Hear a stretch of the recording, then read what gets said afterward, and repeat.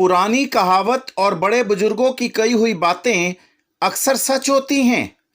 उनमें से एक कहावत बड़ी मशहूर है कि बड़े बेआबरू होकर तेरे कूचे से हम चले।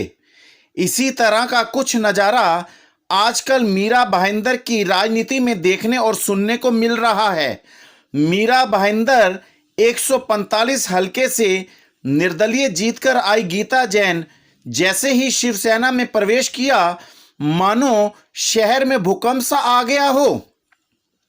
प्रवेश के बाद गीता जैन और शिवसेना के आमदार प्रताप सरनाईक ने एक मंच पर बैठकर पत्रकारों के साथ रूबरू हुए। वहीं दूसरी तरफ भारतीय जनता पार्टी के मीरा भाईंदर जिला अध्यक्ष हेमंत महात्रे ने गीता जैन की हर बात और इल्जाम का जवाब बड़े कड़े और कटाक्ष शब्दों में देते हुए प्रेस कॉन्फ्रेंस ली। आइए देखते हैं क्या है पूरी खबर। HMTV लाइव के लिए मुंबई से विनय महाजन की रिपोर्ट। अभी सरनाईक जी ने कहा कि हमारा मुख्य मुद्दा शहर का विकास होगा। हमारे यहाँ अटकलें बहुत लगाई जा रही है, क्यों यहाँ ज्वाइन हुआ क्यों नहीं, लेकिन हमारा मुख्य विकास का जो मुद्दा है उसे लेके मैंने शिवसेना पार्टी ज्वाइन की है। मैं मुख्यमंत्री उद्धव जी का, एकनाथ शिंदे जी का, प्रताप जी का, रवि फाटक जी का और खासदार विचारे जी का, सॉरी उनका नाम पहले लेना चाहिए था, और मेरे साथ उस समय माजी आमदार गिलबर्ट जी मेंडोसा जी भी थे, तो उन सबका आभार व्यक्त करूंगी कि उन्होंने सबने मुझे साथ और सहयोग देके ये यकीन दिलाया कि हम शहर के लिए कुछ भी मुद्दा आप अगर लेके आते हैं तो हमारी कोशिश ये रहेगी कि जल्दी से जल्दी उसे पूरा किया जाए, क्योंकि शायद कुछ सालों से हमारे शहर में वो विकास नहीं हुआ जो होना चाहिए था। शहर का विकास हुआ ही नहीं ये कहूँ तो चलेगा। जिसका विकास हुआ उसका आप सबको पता है, लेकिन शहर का विकास हमारे यहाँ नहीं हुआ। हमारी पानी की योजना सूर्या प्रकल्प ये आ जानी चाहिए थी, अभी आ रही है, लेकिन बहुत सारी उसकी भी प्रॉब्लम्स है, उससे हमने दूर करने के लिए एक होके जब हम काम करेंगे आपको वो रिजल्ट भी दिखेगा। बहुत सारे दूसरे प्रकल्प जैसे सरनाईक जी ने कहा, चाहे वो मेट्रो हो, चाहे घन कचरा हो, चाहे रोड का विषय हो, उसे हमें यहाँ जल्दी से जल्दी मार्ग में लाना है। नाले का जो एक बहुत बड़ा विषय, हमारे यहाँ बहुत बड़े नाले अभी तक जो कवर नहीं हुए और सबसे बड़ा जो प्रॉब्लम उसकी वजह से आता है मच्छरों का, उसके बारे में भी हमें ध्यान दिलाना है। और मैं आप सबको यकीन दिलाती हूँ कि जो विकास के मुद्दे को लेके मैंने यहाँ प्रवेश किया है वो बहुत जल्दी उसे हम चालू करेंगे और आप 4 साल में उसका रिजल्ट जरूर देंगे।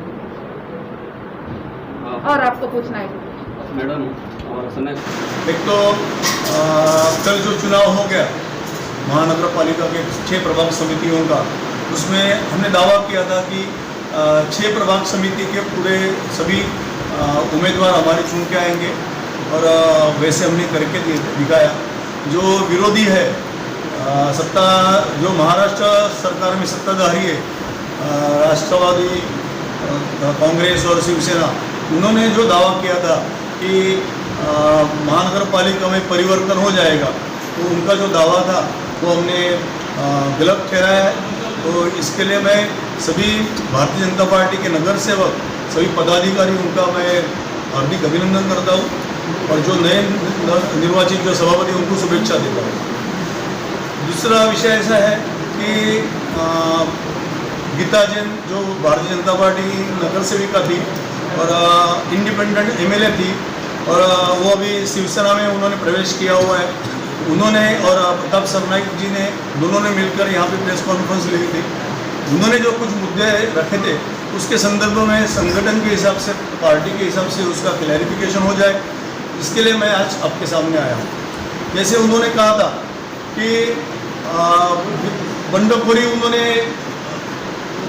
MLA के चुनाव में किया था, बराबर है। तब बंडखोरी करने के बाद प्रदेश अध्यक्ष ने उनको निष्कासित किया था, उसका पत्र 4 अक्टूबर को उनको इशू किया था। बाद में वो इंडिपेंडेंट चुन के आई, उनको लगा कि पुनः महाराष्ट्र में भारतीय जनता पार्टी की सत्ता आएगी, इसके लिए उन्होंने बिना स्थानीय लोगों से संपर्क किए उन्होंने समर्थन का पत्र वहाँ पे दिया गया था। लेकिन उनकी जो कुछ मांगे थी, संगठन विचारधारा के ऊपर चलता है, कोई एक व्यक्ति विशेष के ऊपर नहीं चलता है। उनका कहना था कि मीरा भाईंदर की पूरी सत्ता ये महानगर पालिका और संगठन वो मेरे बलबूते पे चले, मेरे हिसाब से चले, लेकिन संगठन ने तय किया ये ऐसा नहीं हो सकता है। इसके लिए उन्होंने बाद में मेयर इलेक्शन के समय उन्होंने जो ऑफिशियल उम्मीदवार था उसके विरोध में उन्होंने वोटिंग किया।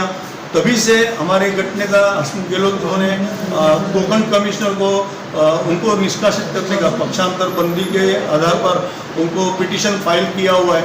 तो जो उनका दावा था कि मेरे पे अन्याय हो गया, तो वो अन्याय वगैरह ऐसे नहीं, खुद अपने स्वार्थ के लिए वो पार्टी में आई थी। मीरा भाईंदर वो कहती है कि इसमें वो कहती है कि मीरा भाईंदर में भारतीय जनता पार्टी के राज में विकास नहीं हुआ, बराबर है। तो मुझे तो लगता है कि वो उनका दावा गलत है। जब वो महापौर थी तो वो कहते कि उनके महापौर के कार्यकाल में कुछ काम ही नहीं हुआ। मीन्स एक जगह पे महापौर का पद लेना और बाद में कहना दूसरे पार्टी में सम्मिलित होने के बाद बोलना है कि भारतीय जनता पार्टी ने मीरा भाईंदर में विकास नहीं किया।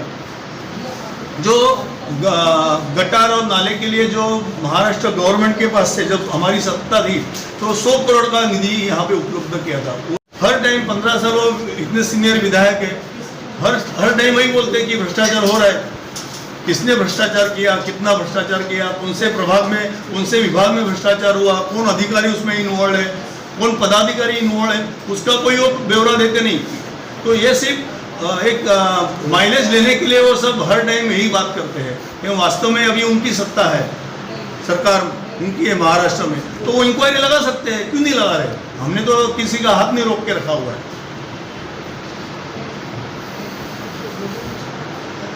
अभी वो सेना में प्रवेश की गीता जैन, जब वो महापौर थी तब उन्होंने उनके कार्यकाल में मांसाहार का वर्जित किया था। यहाँ पे मांसाहार करना नहीं है महासभा के समय। तब उनको विरोध किसने किया था? तो सेना ने विरोध किया था। आज वो सेना के साथ जा रही है तो उसका भी उन्होंने क्लैरिफिकेशन देना चाहिए। वो जब उन्होंने पहले जो बोला था वो सही था क्या अभी बोल रहे हो सही है?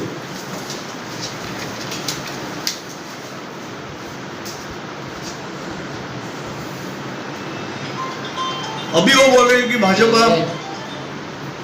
भाजपा के इसमें भ्रष्टाचार हुआ। तब वो जब महापौर थी तब वो टाइम पे भ्रष्टाचार नहीं हुआ था क्या? ऐसा उनका कहना है।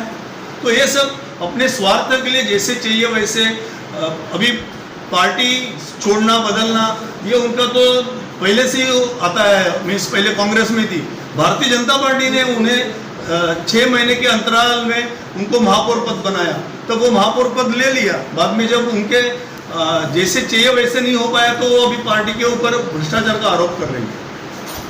पानी के संदर्भ में वो बोल रही थी और प्रताप सरनाइक भी बोल रहे थे पानी की, लेकिन जो भी पानी की 135 MLD का जो हमें मिला हुआ है वो देवेंद्र फडणवीस जी जब मुख्यमंत्री थे वही टाइम ये मिला हुआ है। उसमें से इमरजेंसी के लिए 50 MLD पहले उन्होंने दिया था। 50 MLD जो 12वीं धरण है वो पूरा होने के बाद देने वाले थे और वो अभी अपने पास 100 MLD पानी तो आ ही रहा है और 135 का जो है तो कुछ कारणवश वो कम आ रहा है।